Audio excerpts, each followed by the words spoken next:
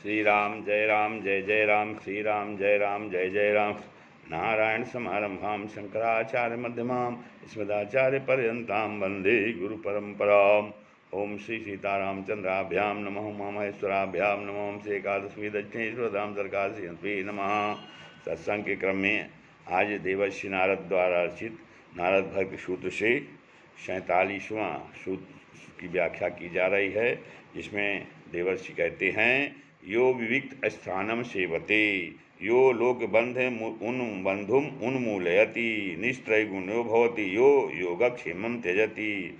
कहते हैं, यह पुरुषा विविक्त स्थानम एकांतम सेवते यह लोकबंधम लौकिक संबंधम उन्मीलयति दूरी करोति निस्त्रैगुण्यः त्रिगुण रहिता उपनिषद प्रतिपादितात्म यथात्म्य निश्चयः भवति स योगक्षेमं योग अप्राप्तस्य प्राप्त्युद्योगम प्राप्तश्चा परिरक्षणम त्यजति सा मायाम तरति, वह माया को पार हो जाता है। अर्थात कहते हैं, जो विविक्त स्थान माने निर्जन स्थान को सेवते सेवन करता है और जो लोक बंधम लोक संग बंधन को उन्मूलन करता है, निस्त्रय गुण त्रिगुण रहित होता है और यह जो योगक्षेमम योगक्षेम को त्यागता है वो माया से पार हो जाता है। कहते हैं, माया से निस्तार पाने का और भी उपाय कहते हैं कि लोक समूह में रहने से सांसारिक कोलाहल के कारण निरंतर भगवत चिंतन नहीं बनता, फिर नाना प्रकार के लोगों के संग से व्यवहार में संलग्न होना पड़ता है।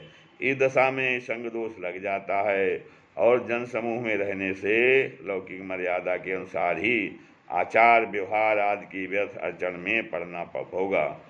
नाच गान रंग रास में मन मग्न हो जाएगा। इसलिए निर्जन स्थान में निवास करना ही हितकारी है। जो निष्काम कर्म के द्वारा विशुद्ध चित्त होकर निर्जन स्थान में आत्मचिंतन में लगे रहते हैं, इस प्रकार जिनके लौकिक व्यवहार का बंधन विच्छिन्न हो जाता है, जो सत्व रज तम इन तीन गुण और इन गुणों के कार्यों से अलग रहकर उपनिषदों में वर्णन किए हुए आत्मतत्व के साक्षात्कार की चेष्टा करते हैं।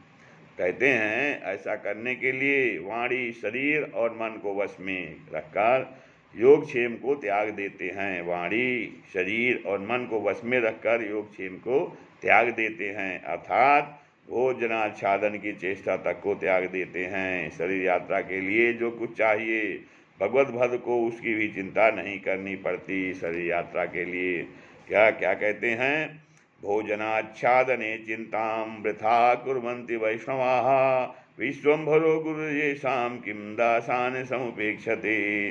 अर्थात विष्णुपरायण पुरुष अपने भोजन वस्त्र के लिए वृथा ही चिंता करते हैं, क्योंकि चराचर सकल विश्व को भोजन देने वाला विश्वम्भर जिनका रक्षक है, वह क्या अपने अनुगत सेवकों की उपेक्षा कर सकता है। भगवान की तो प्रतिज्ञा ही है कि मतलब जो भगवान के विष्णु भगवान के वैष्णव भक्त जो हैं, वो अपने भोजन के लिए और अपने भोजन वस्त्र के लिए चिंता नहीं करते हैं, क्योंकि वो जानते हैं कि संपूर्ण चराचर विश्व का पोषण करने वाले विश्वम्भर भगवान उनके रक्षक हैं, तो उनको क्या चिंता है। भगवान ने गीता में भी कहा है, अनन्यास चिंतयन्तो माम ये जनाः परिपास्ते तेषां नित्याभियुक्तानां योगक्षेमं वहाम्यहम्। जो पुरुष अनन्य भाव से मेरा ध्यान करते हुए उपासना करते हैं, उनकी शरीर यात्रा के निर्वाह का भार मैं अपने ऊपर लेता हूँ, क्योंकि जब सब कुछ छोड़कर भी अपने लिए हाय हाय ही हो रही तो उसे छोड़ने को धिक्कार है। ऐसी वृत्ति वाले पुरुष शरीर और शरीर के संबंधियों की ममता से रहित और शांत होकर पाप रहित अजर अमर क्षुधा पिपासा सत्यकाम सत्य संकल्प शुद्ध जीवात्मा के साक्षात्कार के अनंतर सकल प्राणियों में समदर्शीपन पाकर परम प्रेम के प्रकट होने पर माया के पार हो जाते हैं। मतलब शुद्ध जीवात्मा के साक्षात्कार के अनंतर फिर सकल प्राणियों में समदर्शीपन पाकर और फिर जब सब प्राणियों में समदर्शन हो जाएगा तब परम प्रेम प्रकट होगा। परम प्रेम प्रकट होने पर फिर माया पास नहीं आती, फिर वो माया के पार हो जाते हैं। श्री राम।